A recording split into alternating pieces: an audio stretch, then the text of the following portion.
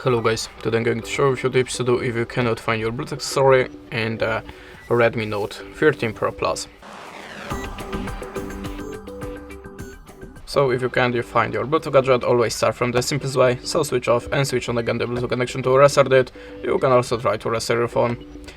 You have to be sure that your Bluetooth accessory has activated pair mode, and how to activate that pair mode you will find a manual to your device or maybe on your YouTube channel, so just check it and be sure that your Bluetooth accessory shall be visible for other devices. But it's still not for your phone. Let's open settings, go to the connection sharing and slide down to the rested Wi-Fi mobile and Bluetooth. Tap on the rested settings button and choose OK. After that, look again for your device on the Bluetooth list. You can also try to upgrade your phone, so go to the Apple phone, click on the MIUI version and choose check for updates. If you have any, install it and check for your device again. And that's it. Thanks for the watching, leave us a like or a comment and goodbye.